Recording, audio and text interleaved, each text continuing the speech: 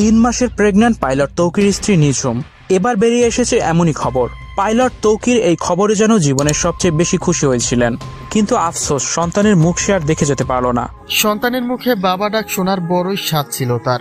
স্বপ্ন ছিল নিজের বাবার মতো করে তিনিও একদিন সন্তানের দায়িত্ব নেবেন, স্ত্রী নিঝুমও পরম আনন্দে মা হবেন। কিন্তু সেই স্বপ্নগুলি যেন শুধুমাত্র স্বপ্নতেই থেকে গেল। সুপ্রিয় দর্শক, আসসালামু আলাইকুম। দর্শক, পাইলট তৌকির ইসলামের স্ত্রী 3 মাসের গর্ভবতী। তার বর্তমান পরিস্থিতি কি আমরা এই ভিডিওতে জানবো। তার দিনগুলো খুবই ভয়াবহতার ভিতর দিয়ে কাটছে। তার একমাত্র সঙ্গী হচ্ছে ঘুমের ওষুধ। তো দর্শক, চলেন তার বর্তমান পরিস্থিতি জেনে আসি।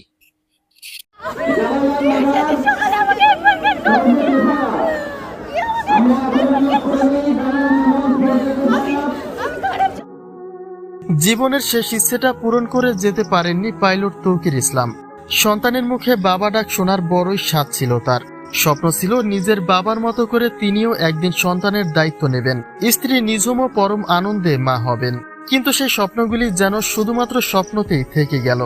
যে ভাবনাগুলি আরো বেশি চেপে ধরেছে নিঝুমকে।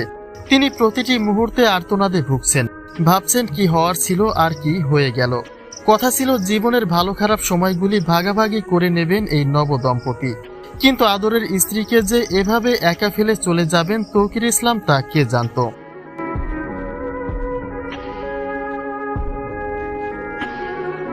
স্বামীর সঙ্গে কাটানোর সময়টা দীর্ঘ না হলেও এই অল্প সময়ে যেন নিঝুমের প্রতি ফোঁটা ব্লাড সেলে মিশে গেছেন তৌকির ইসলাম। স্বামীর মৃত্যু সংবাদ নিশ্চিতের পর থেকেই তার শারীরিক অবস্থা আশঙ্কাজনক। তৌকিরের সঙ্গে কাটানো মুহূর্তের স্মৃতিগুলি আঁকড়ে ধরেছে নিঝুমকে।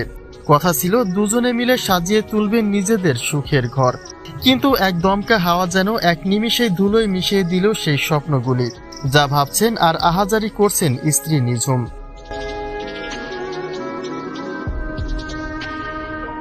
পারিবারিক সম্মতিতে অ্যারেঞ্জমেন্ট করে বিয়ে করেছিলেন তৌকির ইসলাম। বিয়েটা হয়েছিল বাবা মায়ের পছন্দে। মাত্র 6 মাস আগে তৌকিরের ঘরের বউ হয়ে এসেছিলেন নিঝুম। তবে খুব অল্প সময়ে মন জুগিয়েছিলেন পরিবারের সকলের। শ্বশুরবাড়িতে নিঝুম ছিলেন বাড়ির মেয়ের মতোই। তাদের শুধু একটাই চাওয়া ছিল তাড়াতাড়ি নাতি নাতনির মুখ দেখাতে হবে। আর সে চাওয়াটাই আরো খুব করে চাইতেন পাইলট তৌকির ইসলাম।